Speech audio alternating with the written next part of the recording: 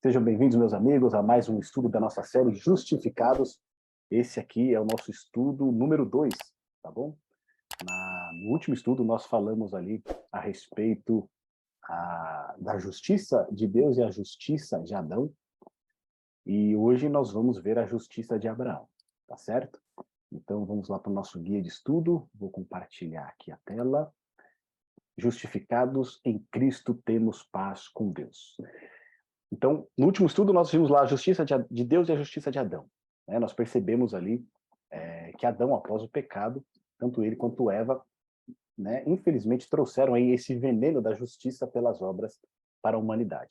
Sempre querer reparar, né, os nossos erros, as nossas faltas, de alguma maneira, ou nos escondendo, ou tentando fazer algo por nós mesmos. Então, em última instância, o problema não é nosso, né? A culpa nunca é nossa, sempre é do próximo. E hoje nós vamos ver aqui a justiça de Abraão. Abraão justificado por meio da fé. Tá certo? Então, nosso segundo estudo aqui, iniciando ele aqui, nós vimos então, só recapitulando, vimos que a única maneira de Adão e Eva permanecerem fiéis a Deus, obedientes à lei de Deus que já existia no jardim, era pela fé. Tá certo? Eles só poderiam manter-se obedientes pela fé. Ou seja, crendo na palavra de Deus. Aquilo que Deus disse era verdadeiro. Porque eles não conheciam a morte, eles não sabiam o que era a morte. Né? Eles poderiam até ter um vislumbre do que seria a morte, mas nunca eles haviam presenciado a morte. Então, eles só poderiam se manter obedientes a Deus pela fé. Porque nem mesmo a perfeição deles moral poderia fazer com que eles ali obedecessem, né? Tanto que eles acabaram caindo. Então, nós vimos aqui, voltando, né, que a única maneira de Adão e Eva permanecerem fiéis a Deus, obedientes à lei de Deus, era pela fé, tá certo? Nem mesmo a perfeição moral deles permitiria que eles continuassem obedientes, se não fosse pela fé. Vimos também que ali, né, foi manifestada tanto a justiça de Deus quanto a justificação de Deus. Porque o Senhor, ele permitiu que as consequências da transgressão de Adão e Eva recaíssem sobre eles. Isso é a justiça de Deus, tá bom? Mas ele também justificou Adão e Eva, quando fez para eles vestimentas de peles, tá bom? E vestiu eles. Então aquela roupa que eles haviam feito de figueira não serviria para nada, aquela justiça própria não serviria para nada. A única justiça aceitável é a justiça de Deus. Essa que é a justificação pela fé.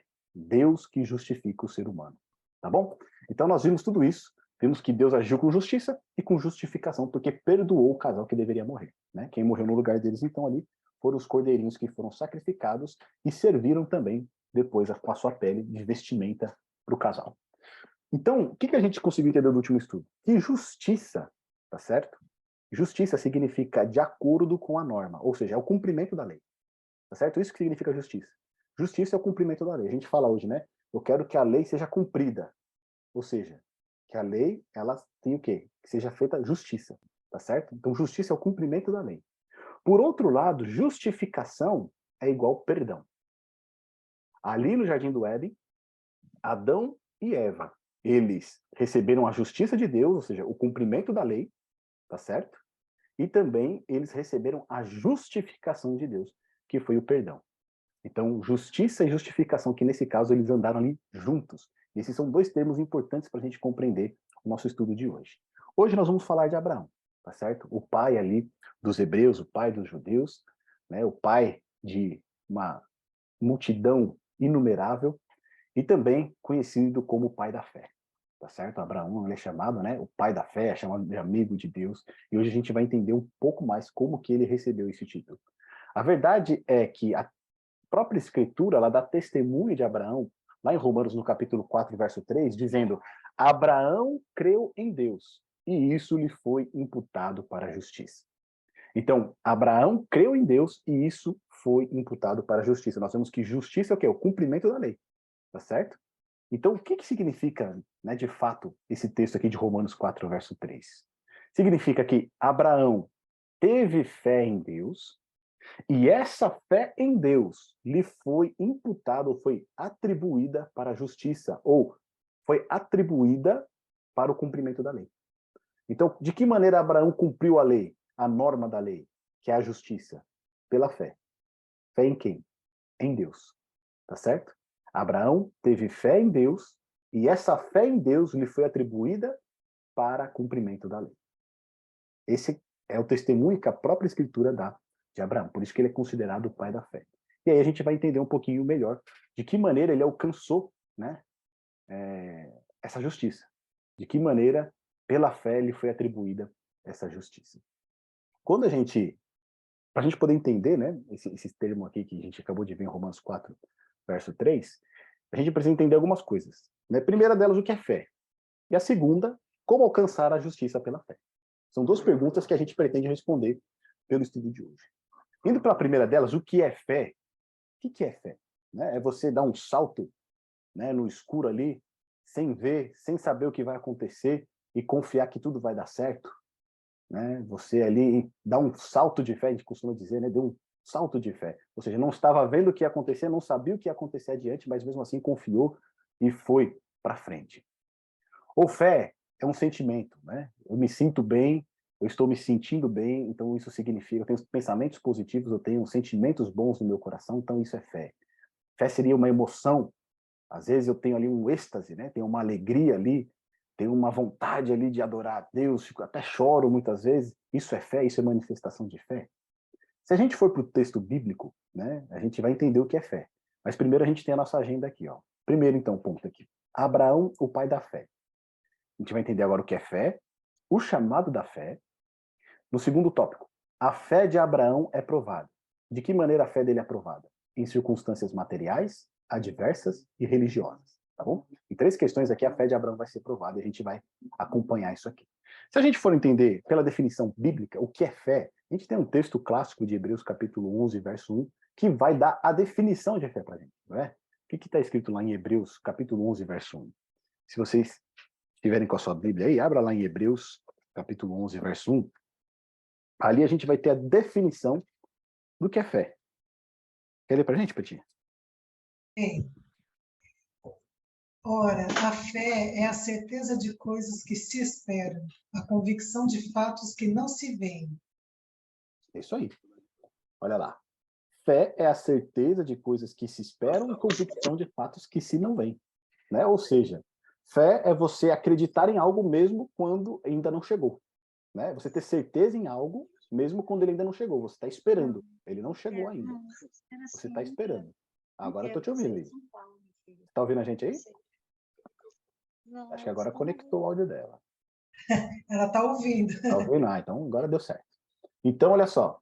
Fé é você ter certeza de algo que você está esperando, tá certo? Você ainda não recebeu, ainda não chegou, mas está esperando.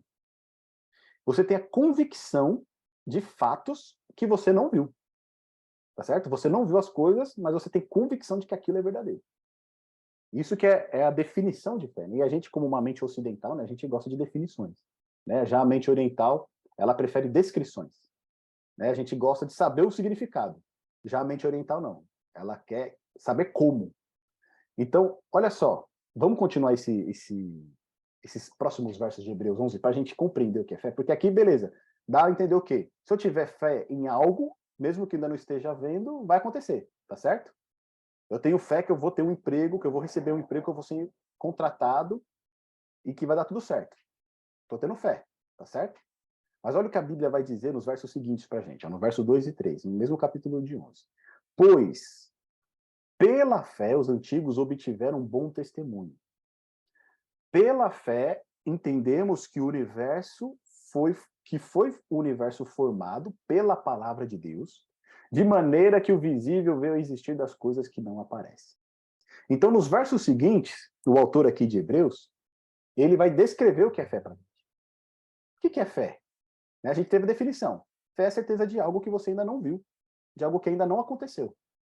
Mas você tem a convicção, você espera, você tem a certeza daquilo.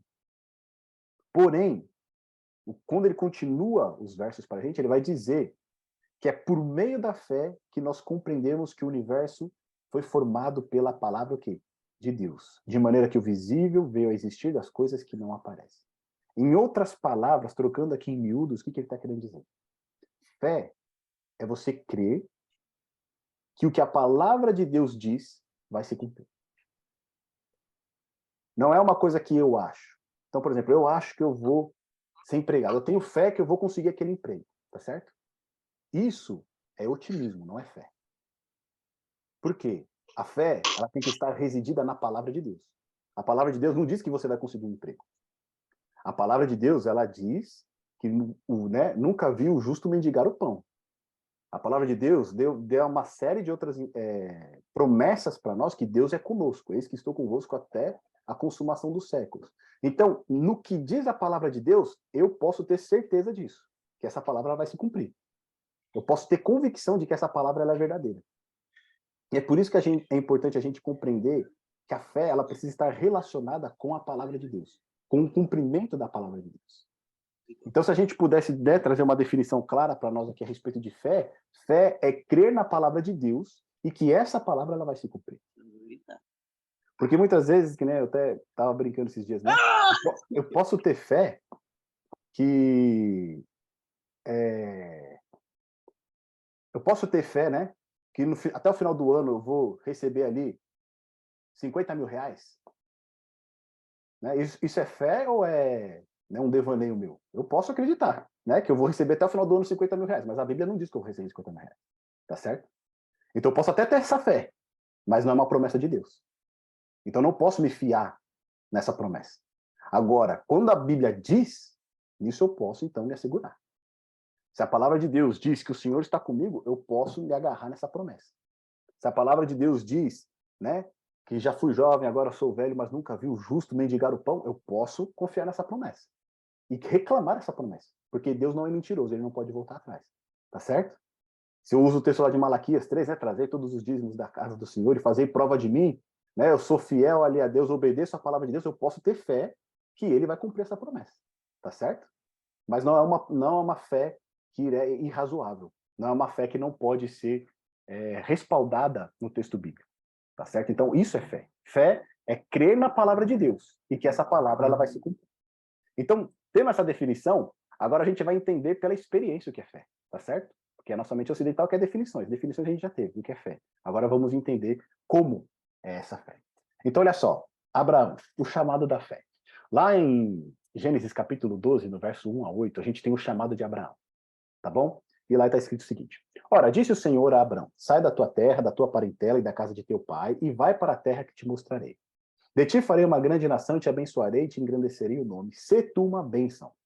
Abençoarei os que te abençoarem, e amaldiçoarei os que te amaldiçoarem. Em ti serão benditas todas as famílias da terra. Partiu, pois, Abrão, como lhe ordenara o Senhor, e Ló foi com ele. Tinha Abraão 75 anos quando saiu de Harã. Levou Abrão consigo a Sarai, sua mulher, e a Ló, filho de seu irmão, e todos os bens que haviam adquirido e as pessoas que lhes acresceram em Harã. Partiram para a terra de Canaã e lá chegaram. Atravessou Abrão a terra até Siquém, até o carvalho de Moré. Neste mesmo tempo, os cananeus habitavam essa terra. Apareceu o Senhor a Abrão e lhe disse: darei à tua descendência esta terra. Ali edificou Abrão um altar ao Senhor que lhe aparecera. Passando dali para o monte ao oriente de Betel, armou a sua tenda, ficando Betel ao ocidente e Ai ao oriente. Ali edificou um altar ao Senhor e invocou o nome do Senhor. O que a gente vê aqui pela experiência de Abraão? Só para a gente ter uma ideia aqui, tem um mapinha aqui que mostra a jornada de Abraão, tá certo? Então, Abraão, ele residia lá na Mesopotâmia, na cidade de Ur, junto com toda a sua família. Só que aqui tem um ponto interessante, que se você voltar um pouquinho em Gênesis 11, a gente vai ver que o chamado primariamente tinha sido para o pai de Abraão, Terá. Era para Terá ter ido para Canaã. E aí eles começam a ir para Canaã, tá certo? Só que nessa jornada eles vão parar lá em Harã. E ali eles vão residir. E ali o pai de Abraão não vai querer mais ir para Canaã, ele vai querer ficar ali em Harã mesmo. Tá certo? E aí o chamado passa para quem? Para Abraão. Então Deus chama Abraão e fala: ó, sai do meio da tua parentela, sai ali do meio, né, da casa dos seus pais e vai para a terra que eu te mostrarei. E aí então Abraão ele sai de Harã e vai para Canaã, tá certo? Aí alguns motivos pelo qual Terá não continuou a jornada, a gente vê lá em Josué, né? Josué vai falar que eles estavam apegados aos ídolos, né? Então, desde quando eles saíram ali de Ur, na Mesopotâmia, eles já tinham aí uma inclinação para a idolatria, e é bem possível que lá em Harã, o pai de Abraão não queira mais saber de nada, e Abraão continua essa jornada sozinho, tá certo? O chamado foi feito, então, passado para Abraão. Só que o primeiro ponto que a gente vê aqui, que destaca para nós esse chamado de Abraão, é que a palavra de Deus, de novo, ela é dita a Abraão. Disse o Senhor a Abraão. Deus, ele fala com Abraão. E ele diz o quê? Sai da terra da tua parentela e da casa do teu pai e vai para a terra que te mostrarei. Esse é o chamado. E a gente percebe aqui o primeiro passo de fé que Abraão dá, não é? Porque abandonar tudo, deixar ali, a gente sabe que é assim, hoje em dia, né, aqui, o filho fez 18 anos, 20 anos, começa a trabalhar, começa a ter o seu sustento, ele já sai de casa, né? Mas lá no Oriente, não. Lá no Oriente, as famílias elas ficam juntas até os pais, né, irem morrendo, e mesmo assim os filhos mais novos casam, continuam morando junto com os pais, ou seja, a família sempre está unida, né? Então eles moram em casas ali, têm as suas tendas ali, a família sempre está junta. E você pedir para Abraão aqui, né, com 75 anos, deixar ali o seu pai, deixar ali o restante dos seus familiares, ir para uma terra que ele não conhecia, de fato é o quê? É um ato de fé, tá certo? Esse chamado de Abraão é um chamado da fé. Só que, de novo, por que que Abraão confia? Porque é a palavra de Deus que vai a Abraão, tá certo? Não é qualquer pessoa. A fé de Abraão, ela está repousando aonde? Na palavra de Deus. Não é uma pessoa qualquer que chegou para ele e falou, vai para Canaã, né? Porque lá Deus vai te abençoar. Estou te trazendo uma profecia aqui, Deus mandou te dizer isso, né? E você acredita naquilo. Não. O próprio Deus falou para Abraão. A palavra de Deus, né, chegou a Abraão. Tá certo? O segundo ponto que chama atenção para a gente aqui é a promessa. E é interessante isso, que a palavra de Deus sempre é acompanhada de uma promessa. A gente viu isso no último estudo, né? Quando Deus ali, em Gênesis capítulo 3, verso 15, está falando ali com a mulher, né? E vai dizer ali que o descendente da mulher vai o quê? Pisar na cabeça da serpente, e a serpente essa vai o quê? Né? Vai morder ali, né? Vai picar ali o calcanhar do descendente da mulher. Então o que a gente percebe aqui é que a palavra de Deus sempre é acompanhada de uma promessa. E aqui tem a promessa para Abraão. Qual que é? Que vai fazer dele uma grande nação. Vai abençoar ele, vai engrandecer o nome dele, ele vai ser uma bênção, tá certo? Ele vai abençoar os que abençoarem Abraão e vai amaldiçoar aqueles que amaldiçoarem Abraão. Em ti serão benditas todas as famílias da terra. E aqui entra um ponto interessante. Lembra no nosso último estudo que o que era aguardado lá pelo primeiro casal? O descendente da mulher, lembra? Quando Deus fez a promessa, logo quando nasceu Caim, Eva já achava que Caim era o quê? Era o descendente prometido. Tá certo? Ela vai falar até o varão, adquirir o varão com a ajuda do Senhor. Lembra disso? Agora, olha que coisa interessante aqui. Quando a gente compreende essa promessa lá de Gênesis 3,15, todo o Antigo Testamento ele vai ser pautado nessa promessa, a vinda do descendente. E aí, quando a gente entende isso, todos os relacionamentos que a gente começa a perceber nas histórias bíblicas, elas ganham uma nova luz. Aqui, quando diz para Abraão, em ti serão benditas todas as famílias da terra, é o quê? É um eco do que foi dito lá em Gênesis 3,15. O descendente da mulher vai vir. Então, imagina Abraão quando ele ouve essa promessa. Ele vai falar, o descendente vai vir da minha família. E isso, ao mesmo tempo, traz uma alegria tremenda, mas também traz uma ansiedade tremenda. Tá certo? Porque ele vai querer o quê? Que venha logo esse filho. E é isso que a gente vai ver, por exemplo, na história de Abraão, a gente vai ver isso repetindo na história de Isaac com Rebeca, tá certo? A gente vai ver isso repetido por todo o Antigo Testamento, porque qualquer um que vier ali da linhagem pode ser o quê? O descendente. Moisés, né? Por isso que tem aquela expectativa, e por isso que quando a gente vê que esses casos são quase impossíveis, sempre tem algo em jogo ali. Se não vier o filho, o descendente não vai vir. Se a família não continuar, o descendente não vai vir. Então entra essa tensão, né? Principalmente nos patriarcas aqui, com Abraão e com Isaac. Então, depois, né, é dito que em ti serão benditas todas as famílias da terra. Essa é um eco lá de Gênesis 3, verso 15, mas também de Gálatas 3, verso 16. Olha o que está escrito lá em Gálatas 3, verso 16. Quem está com a Bíblia aí, aberta, quiser fazer a leitura para a gente. Gálatas 3, 16.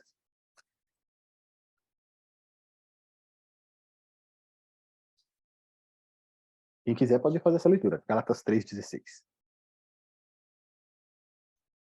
Ora, as promessas foram feitas a Abraão e ao seu descendente. Não diz e aos descendentes, como falando de muitos, porém como falando de um só, e ao seu descendente, que é Cristo. Então, olha lá, da onde que todas as famílias da terra seriam benditas? No descendente de Abraão, que é quem? Cristo. Então, quando Deus faz essa promessa para ele, Abraão já fala, o descendente da mulher vai vir da minha família. Tá certo? Então, isso dá um ânimo, dá uma força para Abraão. Inclusive, Deus, quando ele pede algo para nós, ele sempre dá evidências de que nós podemos confiar nele. E aqui Deus está dando evidências para Abraão. Primeiro, ele fala diretamente com Abraão. Depois, ele faz uma promessa para Abraão. E não somente isso, ele diz que da família de Abraão vai vir o quê? O descendente, vai vir o Messias. Então, Deus está dando várias evidências para Abraão, para ele o quê? Confiar nele, tá certo? E é por isso que, então, Abraão, ele confia, ele obedece aquilo que Deus fala. Esse é o terceiro ponto, ó. Partiu, pois, Abraão, como lhe ordenara o Senhor, e Ló foi com ele. Aqui nós vemos o quê? A obra da fé. Abraão não disse assim, eu não, vou lá para Canaã por mim mesmo, pela minha própria força, vou ver o que tem lá, né? Vou residir ali. Não, ele ouve a palavra de Deus, primeiro, crê nessa palavra, e na sequência o que ele faz? Ele obedece. Então essa é a obra da fé. É a obra que vem o quê? Por meio da palavra de Deus. Abraão obedece a palavra de Deus pela fé. Ele não está vendo, lembra que a gente viu lá a definição? Ele não está vendo, ele não sabe o que vai acontecer, mas pela palavra de Deus, ele obedece. O quarto ponto que a gente destaca aqui é a promessa confirmada, porque no verso 7 Deus ainda confirma novamente para Abraão. Tá certo? Porque depois ele aparece lá em Canaã novamente, olha lá. Abraão já estava lá em Canaã, apareceu o Senhor a Abraão e ele disse: "Darei à tua descendência essa terra". Ou seja, Deus, ele de novo dá evidências de que Abraão pode confiar nele. Tá certo? Na hora que ele chegou em Canaã, a primeira coisa que Deus faz é o quê? Vai lá e confirma a promessa para ele. Darei à tua descendência essa terra. E ali edificou Abraão um altar ao Senhor. E aí no verso 8, né, depois ele muda de lugar e lá novamente ele edifica um altar ao Senhor e invocou o nome do Senhor. Aqui nós vemos a religião da fé. Que religião da fé é essa? Edificar um altar é crer que a justificação só pode vir de Deus. E pela fé entrar em um relacionamento de obediência com ele. Lembra que lá no nosso primeiro estudo nós vimos que a primeira coisa que foi feita o quê? Foi o sacrifício, né? Nós tivemos os substitutos ali de Adão e Eva. Depois, Caim e Abel são instruídos a respeito desse sacrifício. Quando eles iam lá e sacrificavam o cordeirinho, faziam um altar, sacrificavam ali o cordeirinho, que seria o substituto deles, eles estavam demonstrando o quê? Obediência pela fé. Pela fé, eles estavam demonstrando que eles acreditavam que o descendente viria para resolver de uma vez por todas o problema do pecado. Tanto que esse foi o problema de Caim, né? Ele não demonstrou essa fé. Ele falou assim, não tem nada a ver com isso. Aqui estão aqui as minhas, né? As minhas frutas, os meus legumes, o melhor da minha terra, mas não demonstrou fé. Já Abraão não. Em todo lugar que ele vai, ele edifica um altar e sacrifica ao Senhor, demonstrando o quê? Senhor, eu creio que a justiça só pode vir de ti. Tá certo? Eu dependo inteiramente de ti. Então, o primeiro passo aqui que a gente tem de Abraão é um passo de fé. Ele é chamado, Deus dá evidências para ele, tá certo? Mas é um passo de fé. Ele não está vendo, ele não sabe o que vai acontecer, mas mesmo assim ele decide obedecer. Na sequência do texto, lá em Gênesis 12, agora do verso 10 a 20, vai acontecer o seguinte: havia fome naquela terra. Desceu, pois, Abraão ao Egito, para aí ficar, porquanto era grande a fome na terra. Quando se aproximava do Egito, quase ao entrar, disse a Sarai, sua mulher: Ora, bem sei que és mulher de formosa aparência. Os egípcios, quando te virem, vão dizer: é a mulher dele e me matarão, deixando-te com vida. Diz, pois, que és minha irmã, para que me considerem por amor de ti e por tua causa me conservem a vida. Tendo Abraão entrado no Egito, viram os egípcios que a mulher era sobremaneira formosa. Viram-na os príncipes de Faraó e gabaram-na junto dele. E a mulher foi levada para a casa de Faraó. Este, por causa dela, tratou bem Abraão, o qual veio a ter ovelhas, bois, jumentos, escravos, escravas, jumentas e camelos. Porém, o Senhor puniu Faraó e a sua casa com grandes pragas, por causa de Sarai, mulher de Abraão. Chamou, pois, Faraó e Abraão e lhe disse: Que é isso que me fizeste? Por que não me disseste que era ela tua mulher? E me disseste ser tua irmã? Por isso a tomei para ser minha mulher. Agora, pois, eis a tua mulher, toma e vai-te. E Faraó deu ordens aos seus homens a respeito dele, e acompanharam-no a ele, sua mulher e tudo que possuía. Então a gente vê que Abraão ele dá um primeiro passo de fé, mas o segundo passo que ele dá é de obras da carne, tá certo? Por quê?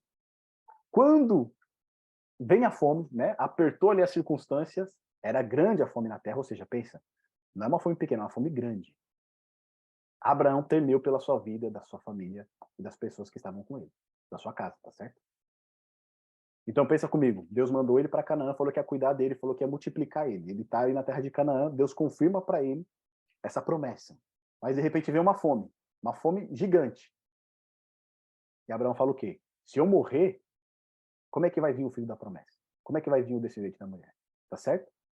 Então, vou preservar minha vida para que a promessa de Deus se cumpra. O que ele faz? Desce para o Egito. Então, aqui, a gente vê a justiça de novo, né? A maldita justiça própria.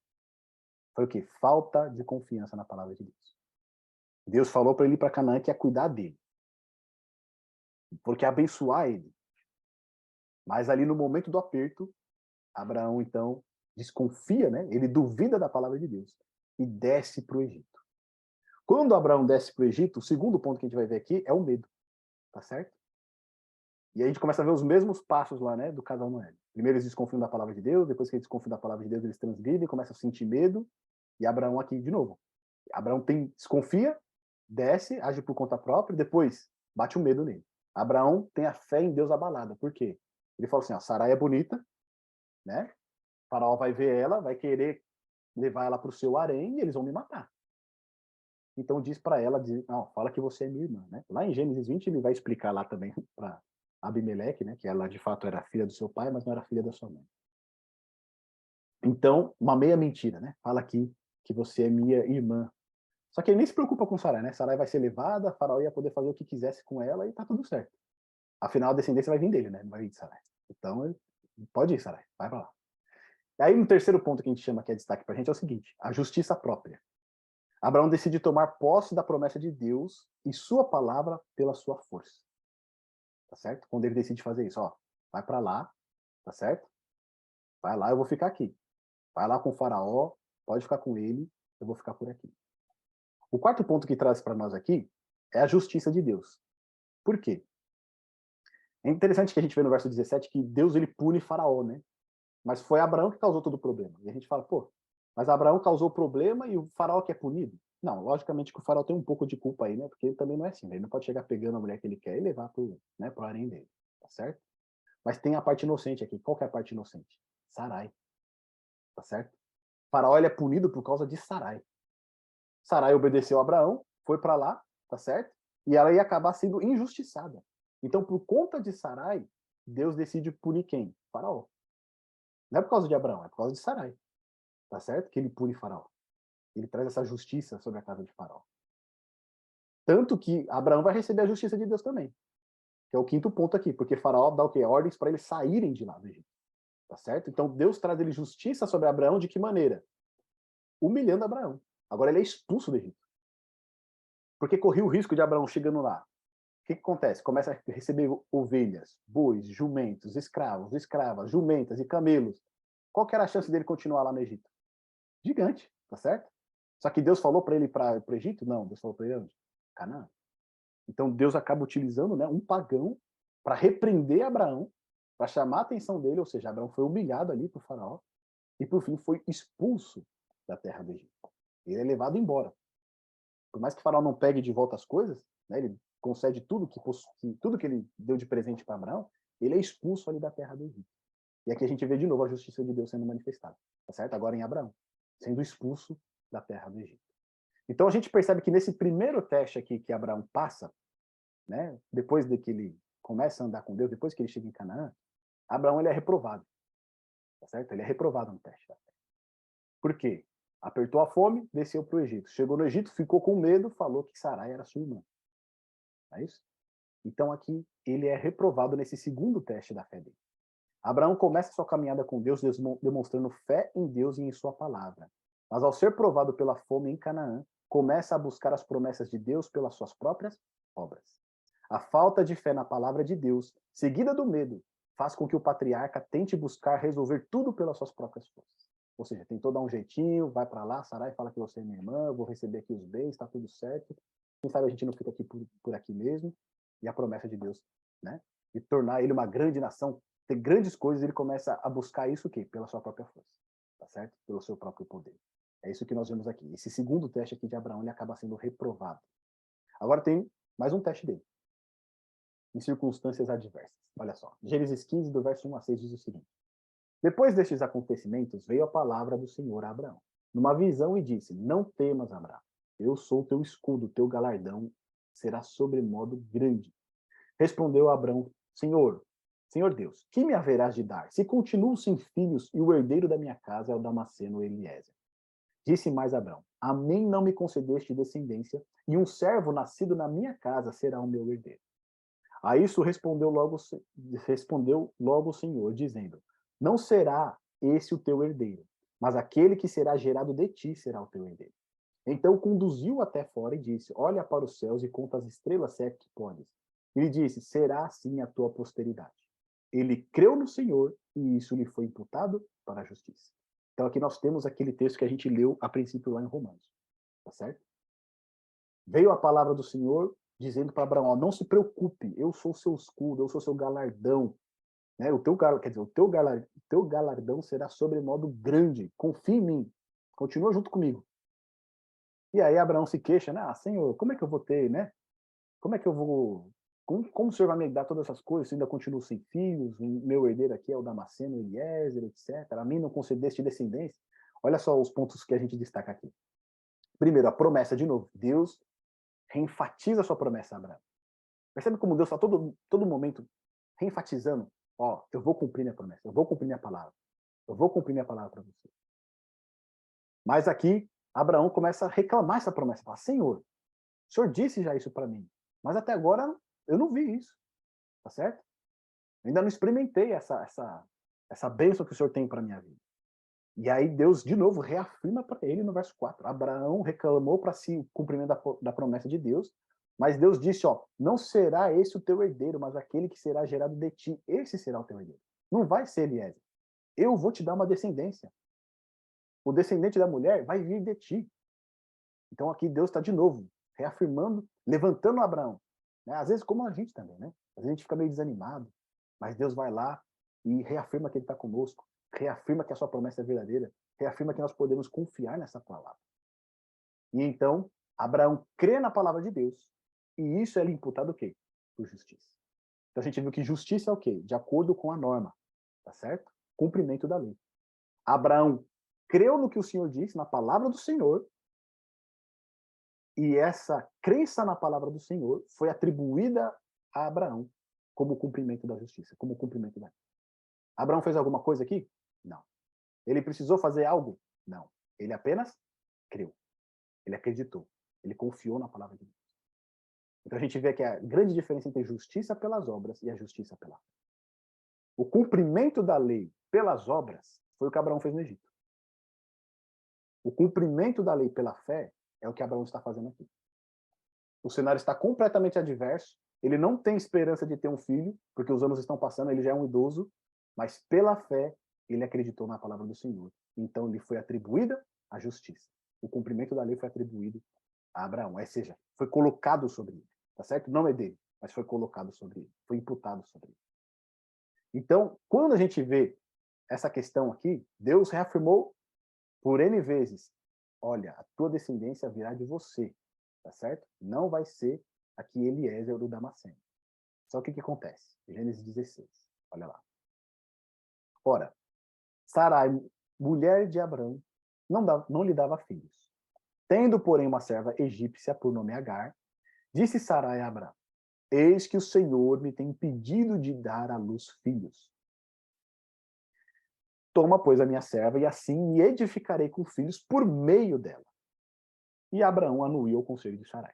Então Sarai, mulher de Abraão, tomou a Agar, egípcia, sua serva, e deu-a por mulher a Abraão, seu marido, depois de lhe ter habitado por 10 anos na terra de Canaã.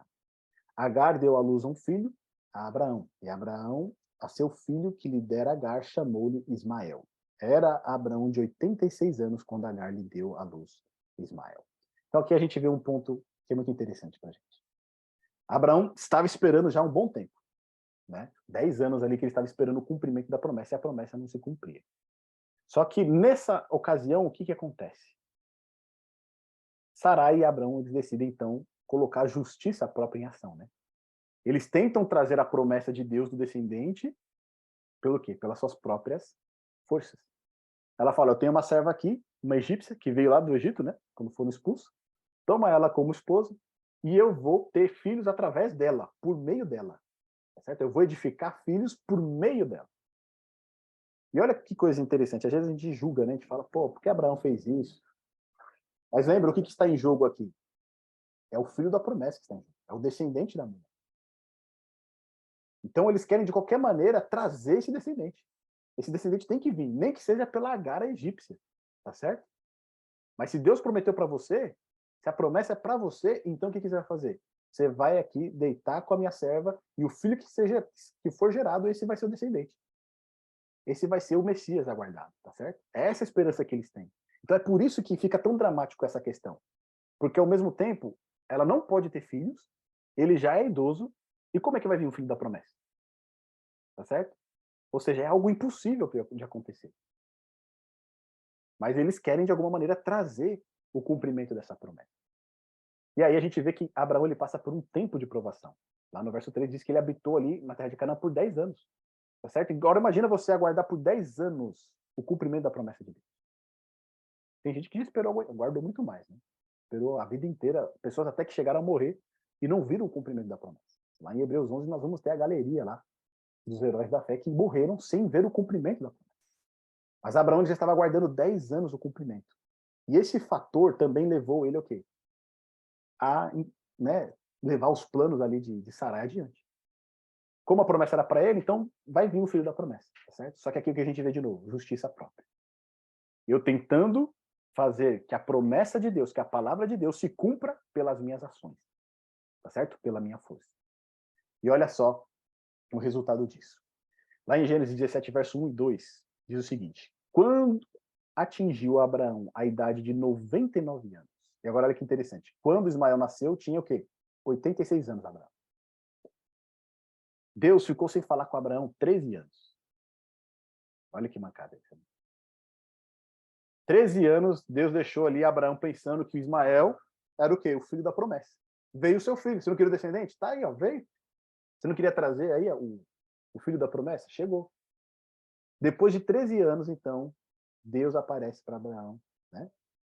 Diz para Abraão: eu sou o Deus Todo-Poderoso. E quando ele já fala isso, ele já está jogando na cara de Abraão. Ele está pensando: o que você está fazendo, Abraão? Eu sou o Todo-Poderoso. Para mim não tem nada impossível. O que você fez? Ele diz: anda na minha presença e ser perfeito. E aqui é fundamental isso que ele diz.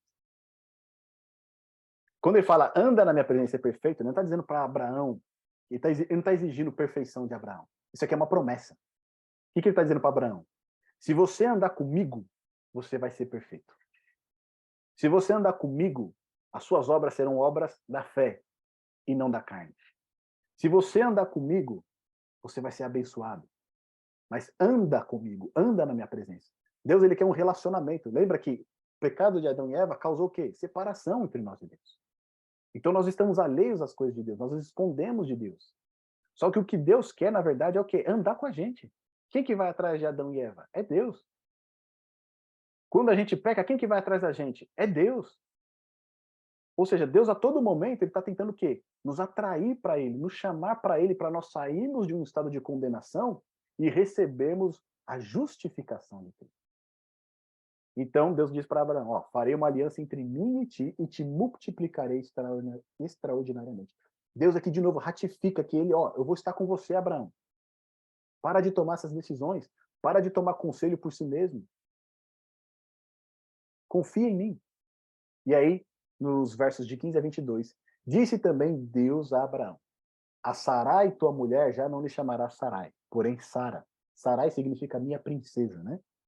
O nome dela foi mudado agora para Sara. O que é Sara? Esqueci o que é Sara agora. Não é mãe de muitos, não. Mãe de nações, alguma coisa assim. Abraão já teve o seu nome mudado, né? Ele começa com Abraão, o capítulo 17, mas agora ele já é Abraão. Então, Abrão era pai exaltado, agora Abraão, pai de muitas nações. Né? E aí depois vai dizer no verso 16, abençoá-la-ei, dela te darei um filho. De novo, Deus chamando a atenção de Abraão. Olha, a promessa é para você, vai vir da tua descendência, mas também da descendência dela. Tá certo? Não é de Agar. E nem qualquer outra mulher que você vai pegar, né? Nem depois da Quetura lá que Abraão dava trabalho, né? Já no fim da vida ela ainda casou com a Quetura. Então aqui ele diz, ó, abençoá-la-ei e dela te darei um filho. Sim, eu a abençoarei e ela se tornará mãe, né? De muitas nações, reis de povos procederão E ela se tornará nações, reis de povos procederão dela. Que tradução é essa? Tradução também estranha, né? Mas é o meio da revista atualizada. Tá? Vamos lá. Então se prostrou Abrão com o rosto em terra e se riu e disse consigo: a um homem de 100 anos há de nascer um filho. Então aqui, ó, Abraão já está com 100 anos. Passou todo aquele tempo lá. Dará à luz Sara com seus 90 anos. Então Abraão ele se riu. Ou seja, ele riu o quê? Por dentro, tá certo? Ele não teve coragem de dar risada na presença de Deus, mas ele riu por dentro. Disse Abraão a Deus: tomara que vive Ismael diante de ti. Por quê? O filho da promessa para Abraão é quem? Ismael. Deus lhe respondeu: de fato, Sara, tua mulher, te dará um filho e lhe chamarás Isaque. Estabelecerei com ele a minha aliança, aliança perpétua para a sua descendência. Ou seja, a promessa é para Abraão, mas é também para Sara. Quanto a Ismael, eu te ouvi, abençoá-lo-ei, falo-ei fecundo e multiplicarei extraordinariamente. Gerará 12 príncipes e dele farei uma grande nação. A minha aliança, porém, estabelecerei com Isaque, o qual Sara te dará à luz neste mesmo tempo daqui a um ano. E fim desta fala com Abraão, Deus se retirou dele, elevando-se. Ou seja, aqui Deus estava presente, ele estava junto de Abraão, tá certo? Aqui Deus não estava apenas falando. Deus estava presente. Apareceu-lhe o Senhor lá, no verso 1. Então Deus se manifestou para Abraão. Teve que ter essa conversa pessoalmente com ele. Abraão, e aí, meu amigo? Você vai continuar andando nas obras? Ou você vai realmente andar pela fé? Você deu um bom primeiro passo, mas depois se escorregou no segundo. Depois teve a briga lá, na questão de Sodoma, né? Tudo bem. Você preferiu, né, deixar o seu sobrinho lá escolher a melhor terra e ficou contente com aquilo que eu te prometi. Depois você, mais 300 homens foram lá, na minha força, resgataram ele de volta. Mas agora de novo você tropeça, você volta atrás. Então está, né, altos e baixos aqui. E a gente vê que, né, a gente acabou até trazendo esses pontos aqui, mas nesse segundo teste de Abraão, o que acontece? Ele é reprovado também. Porque tomou ali, né, Agar como sua esposa e queria que o filho da promessa fosse Ismael. O fator tempo e casamento faz com que Abraão e Sara juntos tentem alcançar o cumprimento da promessa pelas suas próprias obras. Ou seja, tinha passado tempo, Abraão já estava impaciente. Aí você imagina, né? Sara ali no ouvido dele: cadê o filho da promessa? Cadê o filho da promessa? Cadê o filho da promessa? Tudo bem que Sara ali era formosa, né? Mas não há formosura que aguente, né? A mulher: cadê o filho da promessa? Cadê o filho da promessa? 10 anos. Então fez com que Abraão: tá bom, vamos resolver logo isso aqui. Em vez de repousar na promessa de Deus com confiança, eles decidem agir no lugar de Deus. Essa atitude trouxe desequilíbrio para o lar, preocupação desnecessária, angústia e sofrimento que poderiam ter sido evitados. Que é a situação que muitas vezes nós entramos, né? Querendo tomar o lugar de Deus, querendo tomar a frente de Deus para resolver certas situações que nós já entregamos para Ele, confiando que Ele vai resolver. E muitas vezes nós trazemos um problema que é desnecessário para a nossa vida. Quando nós poderíamos repousar na promessa de Deus, confiar que Ele vai resolver. É lógico que esperar 10 anos por um cumprimento de uma promessa não é fácil. Né? Ainda mais nos dias de hoje, que a gente não aguenta esperar nem um dia. Né? Mas a fé exige isso. É dessa maneira que nós somos provados. Tá certo? Então, mais um teste da fé. Abraão aqui, ele é reprovado. Agora, em circunstâncias religiosas, o último teste de Abraão. Depois dessas coisas, Gênesis 22 já, né? Depois dessas coisas, pôs Deus a Abraão à prova. E lhe disse: Abraão, este lhe respondeu: eis-me aqui. Acrescentou Deus: toma teu filho, teu único filho, Isaque, a quem amas, e vai-te à terra de Moriá. Oferece-o ali em holocausto sobre um dos montes que eu te mostrarei. Levantou-se, pois, Abraão de madrugada, e tendo preparado seu jumento, tomou consigo 2 dos seus servos e a Isaque, seu filho. Rachou a lenha para o holocausto e foi para o lugar que Deus lhe havia indicado. Ao terceiro dia, erguendo Abraão os olhos, viu o lugar de longe. Então disse aos seus servos: esperai aqui com o jumento. Eu e o rapaz iremos até lá, e havendo adorado, voltaremos para junto de vós. Tomou Abraão a lenha do holocausto e a colocou sobre Isaque, seu filho. Ele, porém, levava nas mãos o fogo e o cutelo. Assim caminhavam ambos juntos. Quando Isaque disse a Abraão, seu pai: meu pai, respondeu Abraão: eis-me aqui, meu filho. Perguntou-lhe Isaque: eis o fogo e a lenha, mas onde está o cordeiro para o holocausto? Respondeu Abraão: Deus proverá para si, meu filho, o cordeiro para o holocausto. E seguiam ambos juntos. Chegaram ao lugar que Deus lhe havia designado. Ali edificou a Abraão um altar. Sobre ele dispôs a lenha, amarrou Isaque, seu filho, e o deitou no altar em cima da lenha. E estendendo a mão, tomou o cutelo para imolar o filho. Mas do céu lhe bradou o anjo do Senhor: Abraão, Abraão. Ele respondeu: Eis-me aqui. Então lhe disse: Não estendas a mão sobre o rapaz, e nada lhe faça, pois agora sei que temes a Deus. Porquanto não me negaste o filho, o teu único filho. Tendo Abraão erguido os olhos, viu atrás de si um carneiro preso pelos chifres entre os arbustos. Tomou Abraão o carneiro e ofereceu em holocausto em lugar de seu filho. E pôs Abraão por nome aquele lugar: O Senhor proverá. Daí dizer-se até o dia de hoje: No monte do Senhor se proverá. O que nós temos aqui, meus amigos? O teste de fogo de Abraão. Não é? O primeiro ponto que chama a atenção para nós aqui é que Abraão ele é provado por Deus a oferecer o filho da promessa em sacrifício, mesmo contrariando a religião de Deus. A religião de Deus nunca pediu sacrifício humano, mas aqui Deus está pedindo diretamente para Abraão. E aqui entra um ponto fundamental. Por mais que Abraão falhasse muitas vezes, quando Deus falava para ele, ele fazia. Ele cumpria. Tá certo? Abraão, como nós, sendo pecador, tropeçava, errava, falhava. Mas quando Deus falava para ele algo, ele ia lá e cumpria. Esse cumprimento pela fé. Quando ele cumpria pela fé, ele era bem sucedido. Quando ele cumpria pela sua própria força, ocasionava uns problemas. E aqui, Deus falando diretamente com Abraão, Abraão pode não entender nada. A gente falou, né? A certeza das coisas que se esperam. Ele não está entendendo nada. Mas ele o quê? Ele tem certeza na palavra de Deus. Ele vai obedecer. E aí a gente vê a fé de Abraão em ação. Né? Ele pega, leva o seu filho, e lá no verso 5, quando ele pede para os servos ficarem, olha o que ele diz: Eu e o rapaz iremos até lá, e havendo adorado, voltaremos para junto de vós. Por mais que ele soubesse que ele teria que sacrificar o filho lá, ele sabia que ele iria voltar com o seu filho junto. De que maneira ele não fazia ideia. E a gente imagina que para Abraão, quando ele recebe essa ordem de Deus, para ele ali Isaac já estava morto. Imagina ele ter que ir com ele, né, esse caminho aí, quantos dias foram? 3 dias. E com essa angústia, né, eu vou ter que sacrificar meu filho. Para ele, Isaac já estava morto. Era como se já tivesse morto. Tá certo? Porque ele ia ter que sacrificar. Só que lá em Hebreus capítulo 11, verso 17, olha o que o texto diz pra gente lá. Lê pra gente, Petinha. Hebreus 11, 17. Pela fé, Abraão, quando posto à prova, ofereceu Isaque. Aquele que acolheu as promessas de Deus estava a ponto de sacrificar o seu único filho. Olha assim, vamos voltar naquela ideia, né? O que está em jogo aqui? A vinda do Messias. A vinda do Messias está em jogo. Então, quando Deus pede para sacrificar Isaac, ou seja, é tudo de mais precioso que poderia existir. Porque era o único herdeiro de Abraão pelo qual viria o Messias. Ou seja, o que está em jogo aqui é a vinda do Messias. Ou seja, se Isaac é morto, como é que vai vir o Messias? Tá certo? Porque ele é o filho da promessa. Então imagina a cabeça de Abraão. Eu vou ter que sacrificar ele, mas esse aqui também é o filho da promessa. Através dele vai vir o Messias, que vai resolver o problema do pecado. Imagina a angústia desse pai.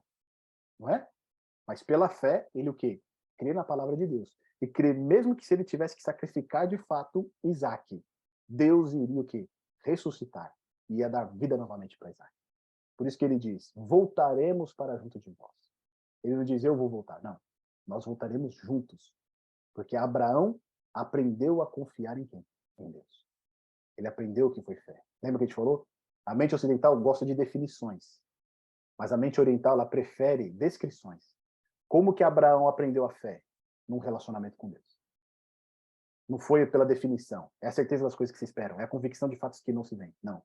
Ele aprendeu fé caminhando com Deus. Andando com Deus. É assim que a gente pode também aprender a confiar em Deus. Se a nossa religião se baseia em apenas ir à igreja, em apenas cumprir o que Deus pede, cumprir o que está escrito na palavra de Deus, mas não num relacionamento vívido com Deus, nós podemos ficar a nossa vida inteira na igreja, mas não saberemos o que é fé. Porque a fé, ela vem de um relacionamento íntimo com Deus, concreto com Ele, genuíno. Não de cumprimento de regras e formalismos, mas de relacionamento pessoal. Anda na minha presença e ser perfeito. Anda comigo e você vai ser perfeito. Quer saber o que é fé? Anda comigo. É assim que nós aprendemos o que é fé. E foi assim que Abraão aprendeu o que é fé. Porque lá é dito, né, no verso 8 agora, de novo a gente vê a fé de Abraão em ação. Quando ele diz ali, né, o filho pergunta, eis o fogo e a lenha, mas onde está o cordeiro para o holocausto? Abraão diz, Deus proverá para si, meu filho. E olha que coisa interessante.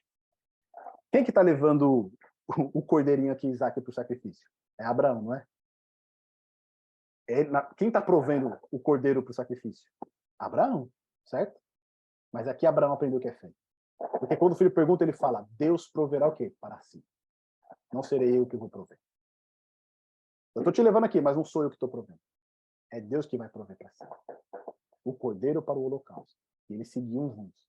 Abraão aqui, ele decide confiar a vida inteira dele nas mãos de Deus. Ele fala, eu não vou mais tomar as coisas na minha mão. Eu não vou fazer mais pela minha força, eu não vou fazer mais pela minha sabedoria. Eu vou confiar e repousar inteiramente na promessa de Deus.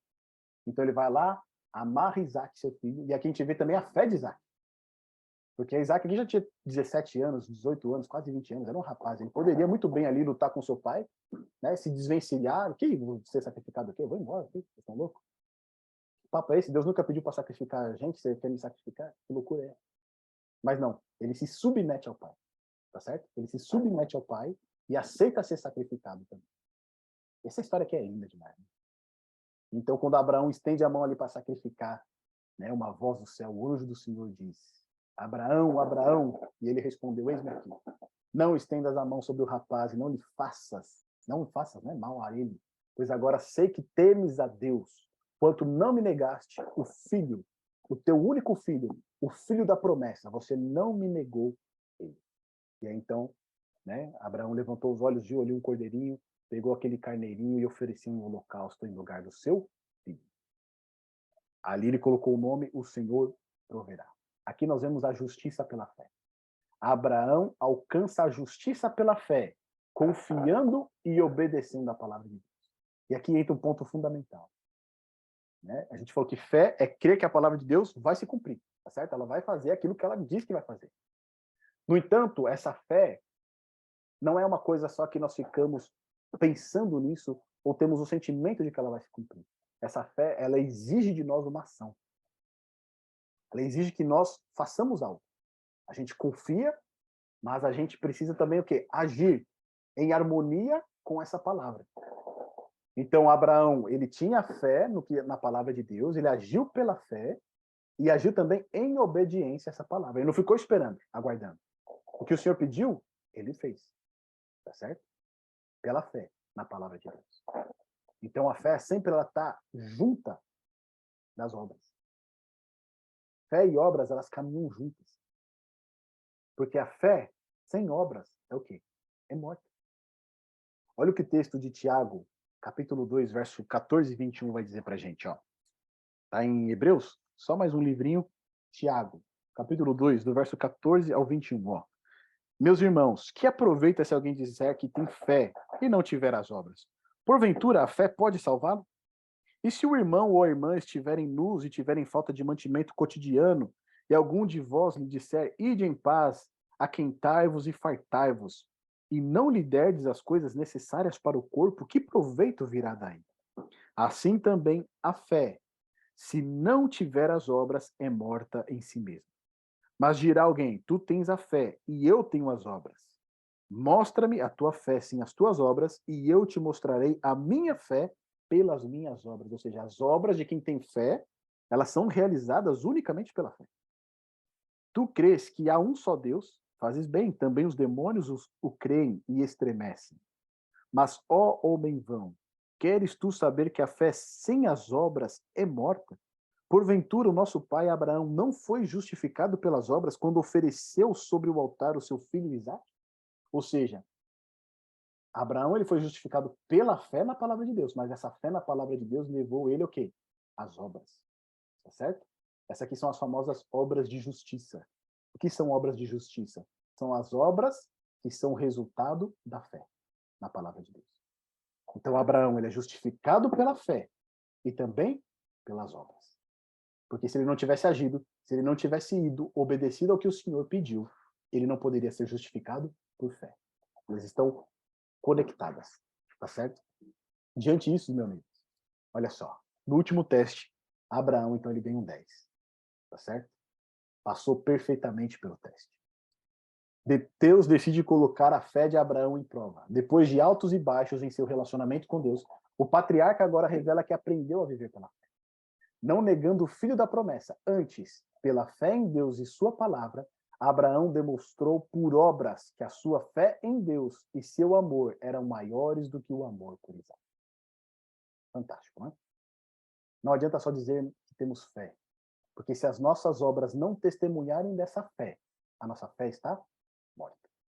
Abraão aprendeu a ter uma fé viva, uma fé que resultava em obras de justiça, não da carne, mas das obras de Deus.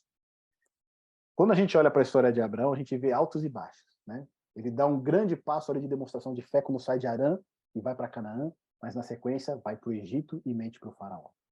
Depois, ele não escolhe as melhores terras, deixa para o seu sobrinho Ló, confia em Deus, que Deus vai cuidar dele e dá um passo de fé.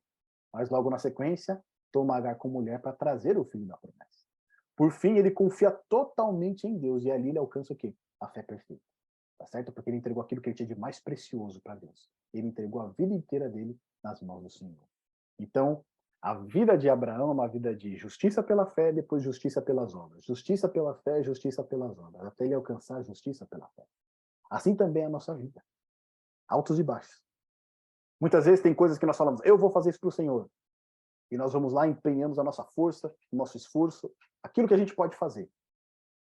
E às vezes o resultado é pouco, né? E a gente fala, puxa vida, Deus não está comigo, Deus não está me abençoando, Deus não está do meu lado. Mas será que Deus pediu para você fazer isso? Né? Por outro lado, Deus pede para a gente fazer algo, a gente faz, e aí a gente vê Deus agindo, Deus trabalhando de uma maneira que a gente nem poderia imaginar. E mais do que isso, né? Quando a gente vai pela justiça, pelas obras, é muito mais esforço. Quando a gente vai pela justiça, pela fé, é Deus que carrega o nosso fardo. Então, esse trabalho ele é leve. Por quê? Porque ele é fruto da nossa fé. Assim como Abraão, nós temos altos e baixos. Mas o que o Senhor quer que o Senhor espera de nós é que nesse relacionamento de altos e baixos, nós finalmente compreendamos a viver pela fé, a confiar inteiramente em Cristo, a depender inteiramente dele e não confiar na nossa força. Tanto para nós termos mais alegria, tanto para nós termos, né, não tanto peso nas nossas costas, mas para nós entrarmos numa íntima comunhão com ele. Andar na presença dele e ser o quê? Perfeito. Afinal de contas, o que é fé e como alcançar a justiça pela fé? O que é fé nós vimos a princípio, né? É crer que a palavra de Deus vai cumprir aquilo que ela diz que vai cumprir. Isso é fé. E a justiça pela fé? Como é que a gente alcança a justiça pela fé? O exemplo de Abraão ilustra para nós. Uma entrega, uma obediência, uma entrega total a Deus. Uma confiança total em Deus. Eu não confio mais em mim, eu não confio na minha força, eu não confio no que eu posso fazer, mas eu entrego tudo ao Senhor. Aquilo que o Senhor pedir, eu vou fazer. Isso é justiça pela fé. Nós vimos no último estudo que foi justificação pela fé. Adão e Eva eles foram perdoados pela fé. Abraão, ele recebe a justiça pela fé. A justiça é o quê? Cumprimento da lei. Como é que ele cumpre a lei? Pela fé. Acreditando na palavra de Deus e obedecendo ela. Não confiando em si mesmo. Se no último estudo a gente teve, né, a definição da justiça própria, qual que era a justiça própria? É tentar alcançar por si mesmo a promessa que somente Deus e a sua palavra podem realizar mediante a fé. Isso é justiça própria. É você tomar da mão de Deus aquilo que ele quer fazer. Tá certo? Aquilo que ele prometeu. Eu vou fazer para minha força. Por outro lado, justiça pela fé, nós temos a melhor definição de justiça pela fé, que é a definição que Ellen White traz para nós. É a obra de Deus ao lançar a glória do homem no pó e fazer pelo homem aquilo que ele por si mesmo não pode fazer. Ou seja, tudo aquilo que você acha que você tem de bom, tudo aquilo que você acha que você é capaz, Deus pega isso e lança no pó. Não é nada. E agora que você não confia mais nas suas forças, eu vou fazer por você. Tá certo? Eu vou fazer por meio de você. fazer pelo homem aquilo que ele por si mesmo não pode fazer. O perdão de Deus é algo que a gente não pode obter por nós mesmos, isso é justificação pela fé. A justiça de Deus, que é o cumprimento da lei pela fé, nós não podemos fazer por nós mesmos. É unicamente através de Deus. É Deus que realiza em nós o querer e o efetuar segundo a sua boa vontade. Recapitulando o nosso estudo, entendemos que fé é crer que a palavra de Deus vai se cumprir. Abraão iniciou um relacionamento com Deus pela fé, ao sair da sua parentela. Na segunda aprovação, o patriarca, tendo a vida em risco, logo se voltou para a justiça pelas obras. A vida do pai da fé foi de altos e baixos, assim como a nossa vida é. Por fim, Abraão demonstrou inteira confiança em Deus ao obedecer a sua palavra. Pela fé, Abraão foi justificado e considerado justo por Deus. Esta fé, no entanto, sempre foi acompanhada das obras da justiça. Tá certo? Não é uma fé morta, mas é uma fé seguida da obediência na palavra de Deus. Quando Abraão foi provado para sacrificar o seu filho, Deus ali, né, interrompeu e poupou Abraão desse sacrifício, né, o filho da promessa. Deus viu, não, agora eu sei que você teme a Deus, né? Agora eu sei que você confia plenamente em mim. Então Deus, ele poupou Abraão de uma tragédia dessa que era sacrificar o seu filho para demonstrar que de fato Abraão agora andava com Deus, tinha fé em Deus. Mas esse sacrifício do qual Abraão foi poupado, o próprio Pai Celeste não poupou o seu filho. Ele entregou o seu único filho, o filho da promessa, o descendente da mulher. O Pai entregou por todos nós em uma cruz. Aquilo que Abraão fez, mas que não foi permitido chegar até o fim, o nosso Pai Celestial foi até as últimas consequências para que eu e você pudéssemos experimentar a justificação pela fé. Mas mais do que isso, Deus, através de Cristo, nos permitiu agora obter a justiça pela fé. O cumprimento da lei por meio da fé no nosso Salvador. Nós não temos nada para oferecer a esse Deus. Nós não temos nada que possa nos fazer recomendados a este Deus que é santo, que é puro, que é justo. Tudo que a gente pode fazer é trapo de imundície. Mas pela fé no Salvador, nós não somos apenas perdoados, mas também podemos ter uma vida justa, íntegra, perfeita. Esse é o nosso Deus. Esse é o Deus a quem nós servimos. Uma indicação de leitura aqui para vocês, meus amigos. Fé e obras, tá bom? Todas essas indicações aqui que a gente está tendo nesse estudo, a gente indicou no estudo passado o Caminho a Cristo, hoje Fé e Obras. Esses livros você consegue ler online, tá bom? No vídeo aqui que está no YouTube, na descrição dele, tem um link ali para você ler esses livros online, tá certo? E nesse livro aqui, Fé e Obras, como entender o equilíbrio. Ellen White, ela traz o seguinte, ó, o pecador é salvo pela fé com obras ou sem obras? As obras humanas contribuem para a salvação? Se somos salvos somente pela fé e não pelas obras, por que a fé sem obras é morta? Você entende realmente o papel da fé e das obras na salvação e na vida cristã? Poucos cristãos compreendem o assunto da salvação. Por causa disso, sentem-se inseguros quanto à sua salvação, ou apegam-se a uma falsa segurança. Fé e obras apresentam com clareza e simplicidade a parte de Deus e a parte do ser humano na salvação. Tá certo? Então essa leitura aqui é fundamental para você. Muitos falam, sou salvo pela fé, não preciso fazer nada, tá tudo certo. Tá certo? Já outros têm medo, né, porque transgridem a lei e agora eu quero obedecer para poder alcançar a salvação. Então como é que a gente consegue lidar com essa questão? Esse livro aqui é magnífico, ele é perfeito para você entender esses pontos, tá bom? E um hino para você também. Jesus contemplará a fé. Essa aqui é a indicação do louvor. E aí você fala, mas por que você está indicando o livro e está indicando louvor aqui agora nesse estudo? Para aumentar a sua fé, meu irmão. Para que você tenha uma fé vibrante, tá certo? E aqui tem um trecho que diz assim, sim, creiamos no que Deus nos prometeu, pois desonra nunca trouxe ao nome seu.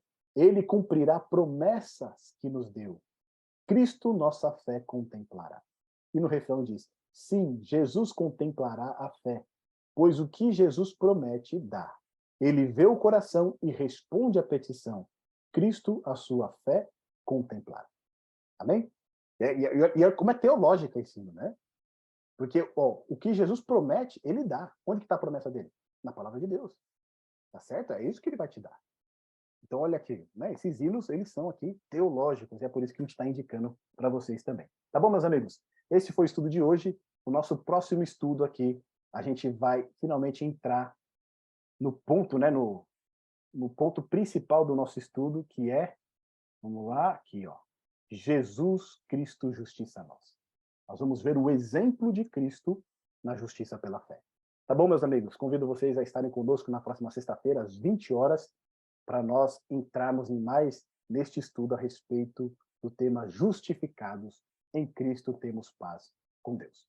Fica aqui agora esse momento, caso alguém tenha algum comentário a fazer, alguma dúvida a respeito, queira contribuir, fiquem à vontade, esse espaço aqui é para vocês. Obrigado, irmão João. Nosso irmão John, participando aqui conosco.